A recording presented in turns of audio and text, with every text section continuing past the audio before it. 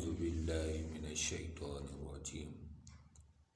بسم الله الرحمن الرحيم قل إن كنتم تحبون الله فاتبعوني يحببكم الله صدق الله العظيم اللهم صل على سيدنا ومولانا محمد وعلى آل سيدنا وأصحاب سيدنا ومولانا محمد وبارک وسلم وصلوا علیہ۔ احباب ذی وقار، اللہ رب العالمین نے ارشاد فرمایا،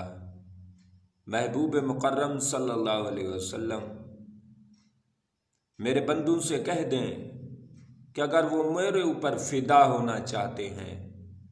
میرے عاشق بننا چاہتے ہیں، میرے محب کامل بننا چاہتے ہیں، فاتبعونی، محبوب آپ کی اتباع کر لیں،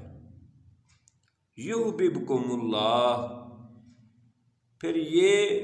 مجھ سے محبت تو پہلے کرتے ہیں، پھر میں ہی ان سے محبت کر لوں گا، رشتہ جڑ جائے گا۔ یہ مجھ سے محبت کرتے ہوں گے، میں ان کے لیے اپنی محبتوں، اپنی رحمتوں کے دروازے کھول دوں گا۔ احباب ذی وقار، اللہ کی سب سے بڑی نعمت اللہ کا قرب حاصل کرنا، اللہ کی محبت حاصل کرنا اور اللہ کا عشق حاصل کرنا۔ دنیا میں ہم ہر چیز سے ڈرتے پھرتے ہیں، موت سے ڈرتے ہیں، رزق کی حفاظت کے لیے ڈرتے ہیں، سفر میں ڈرتے ہیں۔ ایک چیز ہے کہ ہمارا سارا خوف ختم کر دے، وہ ہے اللہ کے ساتھ دوستی، اللہ کے ساتھ یاری لگانا۔ الا ان اولیاء اللہ لا خوف، فرمایا اگر خبردار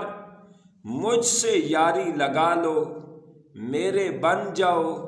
میری محبتوں میں گرفتار ہو جاؤ، یہاں دنیا میں لا خوف، کسی قسم کا کوئی خوف نہ ہوگا، اور ولا هم یحزنون، اور وہاں بھی عظیم مقام پر ہوں گے، عظیم مراتب و درجات ملیں گے۔ تو اللہ کی محبت میں دنیا بھی ہے، آخرت بھی ہے، اور اللہ کی محبت والذین آمنوا اشد حبا للہ، فرمایا اللہ کے کئی ایسے عاشق لوگ آئیں گے جو خدا کی محبت میں ڈوبے ہوئے ہوں گے، اللہ کی محبت میں گرفتار ہوں گے۔ اللہ کی محبت کیسے پیدا کی جا سکتی ہے؟ اللہ کی محبت کے لیے حب الشیء یعمی و یسم، عربی کا مقولہ ہے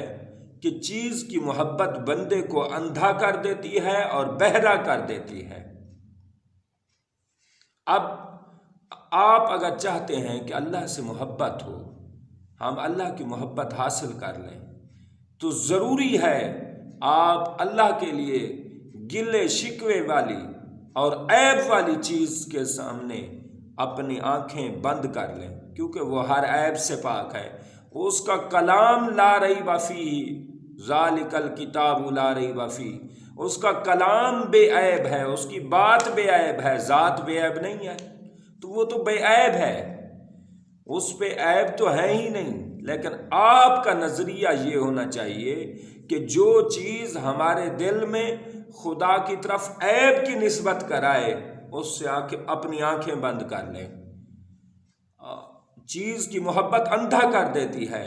آپ ایسے اندھے نہ ہو جائیں کہ بالکل ہی اندھے ہو جائیں، نہیں، اس کے عیب کا تصور کرنے سے، اس کا گلہ شکوہ کی چیز اور مقام دیکھنے سے اندھے ہو جائیں، اور اس کی شان کا اظہار اور اس کی قدرت کے نظارے دیکھنے میں آپ اندھے نہ ہوں، آپ دیکھنے والے بن جائیں، ایسے اندھے ہو جائیں کہ اس کی نیگیٹو چیزوں کی طرف اندھے ہو جائیں اور پازیٹیو چیزوں کی طرف پھر آپ بینا ہو جائیں، دیکھنے والے ہو جائیں۔ ہمیشہ اللہ کی تعریف و توصیف میں وقت گزاریں، ہمیشہ۔ پھر یہ اولیاء اللہ نے کیسے اللہ کا قرب اور وصال حاصل کیا، یہی تو تھی اہدنا الصراط المستقیم۔ بار بار مالک سے دعائیں مانگیں، بار بار رب کے گلے شکوے سے بچے، رب کے عیب تلاش کرنے سے اپنے آپ کو بچاتے رہے۔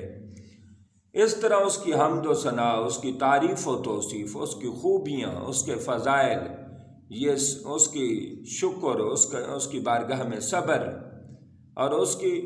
تعریفوں میں جب وقت گزارتے گئے، اللہ بھی اپنے راستے والذین جاہدوا فینا لنہدینہم سبلنا، فرمایا جو ہماری طرف کوشش کرتا ہے ہم راہیں ہموار کر دیا کرتے ہیں۔ تو اللہ نے راستے ہموار کیے، آہستہ آہستہ آہستہ آہستہ آہستہ آہستہ آہستہ وہ مقام پر پہنچ گئے جہاں انہوں نے اپنی ہستی کو ختم کر دیا، جہاں انہوں نے اپنی شہرت کو ختم کر دیا، ذات کو ختم کر دیا، اسی کے جلووں میں گم ہو گئے۔ بولیا میں بھی تو بھی تو، اتھے بلا کون نمانا، پھر میں ختم ہو گئی، ہر شے تو میں فدا ہو گئی، ہر شے اللہ کی محبت میں فدا ہو گئی، قربان ہو گئی۔ پھر انا الحق کے نعرے لگائے، اس طرح گم ہو گئے کہ انا ختم ہو گئی، انا الحق کے نعرے لگے، پتھر لگے، پھر قبر سے بھی آواز آ رہی ہے انا الحق، کہ وہی حق ہے، وہی سچ ہے۔ تو رب کی محبت میں جب آپ کھو جائیں، رب کی محبت، آپ دیکھیں نا سردیاں آپ کے سر پہ ٹوپی لے آئیں، سردی کی وجہ سے آپ ٹوپی پہن لیں لیکن مصطفیٰ کی سنت کی وجہ سے آپ ٹوپی نہ پہن سکیں، تو یہ رب کی محبت تو نہیں ہے۔ اللہ رب العالمین، حضرت علامہ اقبال نے بھی فرمایا، ہاں نیند تمہیں پیاری ہے، ہم سے کب پیار ہے، ہاں نیند تمہیں پیاری ہے، نیند تمہیں مسجد تک نہ لے آ سکے، 8-10 گھنٹے آپ سو کر بھی رب کی طرف نہ آ سکیں، تو یہ تو پیار نہیں ہے، اس طرح پیار نہیں ہوتا۔ لہٰذا اپنے آپ کو ہر بات میں جہاں دیکھیں قدرت کے نظارے، وہاں سبحان اللہ سبحان اللہ، ہر وقت اس کی طرف دل لگائیں، ہر وقت اس کی تعریف کریں، خوبیاں ہر طرح شکر کریں، دل میں دل سے کریں، دل سے کریں۔ ایک وقت آئے گا کہ آپ کو اللہ اپنی قرب کا مٹھاس اور لذت نصیب کر دے گا۔ ایک فقیر بادشاہ کے محل کے سامنے سویا ہوا ہے، اس کے پاس ایک سوکھا سا ٹکڑا تھا روٹی کا۔ بادشاہ نے دیکھا کہ وہ فقیر نے سوکھا ٹکڑا پانی میں ڈالا، گھنٹے 2 کے بعد وہ گیلا ہو گیا، نرم ہو گیا، تو اس نے اس کو اٹھایا اور وہ کھا لیا اور سو گیا۔ صبح کو بادشاہ نے فقیر کے پاس جا کر پوچھا، یار اس طرح تو یعنی ہلکی سی خوراک، سوکھا ٹکڑا تو نے اٹھایا وہی کھا لیا، کیا تو اپنے اللہ پر راضی ہے، اللہ کا شکر کرتا ہے؟ اس نے کہا میں 1000 بار شکر کرتا ہوں، دیا تو ہے ٹکڑا، تو اتنے تھوڑے پر تو راضی ہے؟ فقیر نے کہا ہاں جی میں اللہ کے اتنے تھوڑے پر بھی راضی ہوں، لیکن ایک مجھ سے بھی بڑا ہے جو اس سے بھی تھوڑے پر راضی ہے۔ بادشاہ نے کہا وہ کون ہے؟ تو فقیر نے کہا وہ ہے جو دنیا کو ترجیح دے آخرت پر، اللہ کی یاری پر دنیا داری کو ترجیح دے۔ بادشاہ کو یہ بات، فقیر کی، مرد کلندر کی بات تلوار کی طرح اس کا سینہ کلیجہ چیر گئی، پانی پانی کر گئی کلندر کی بات۔ تو بادشاہ نے ایک طرف ہوا اور چلا گیا کہیں، اپنی سلطنت کو، حکومت کو لات مار کر ایک طرف چل دیا۔ پھر لوگ کہتے ہیں کہ بادشاہ خدا کی محبت میں یوں ڈوبا تھا، یوں غرق ہوا تھا کہ اس نے ماضی کی پرواہ نہ کی، اپنی تخت، فیملی، خاندان، کسی چیز کی نہیں، بس اس کے عشق کی چنگاری ملی، اس کے عشق کی شعاع ملی، اس کی محبت کی خیرات ملی، بس اس نے منہ کیا کسی طرف، پھر ہم نے واپس آتے کبھی نہ دیکھا اسے، وہ خدا کی محبت میں ڈوب گیا۔ اسی طرح ربیع بن حیثم رحمۃ اللہ تعالی علیہ، آپ جب عید الاضحیٰ کو بکرا قربانی کا ذبح کرتے اور مالک کی بارگاہ میں عرض کرتے، میرے مالک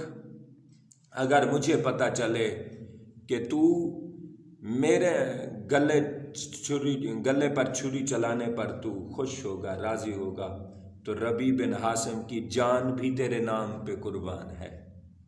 میں ہر چیز تیرے نام پہ قربان کرنا چاہتا ہوں۔ اس طرح اللہ کی محبت پیدا کریں۔ بس جس سینے میں رب کی محبت پیدا ہو گئی، امام غزالی رحمۃ اللہ علیہ نے عرض کی، مالک جب تک تیری معرفت حاصل نہ ہو مرنا نہیں چاہتا۔ رب نے فرمایا جو میری معرفت اور میری محبت حاصل کر لیتا ہے پھر وہ مرتا نہیں۔ اللہ اپنی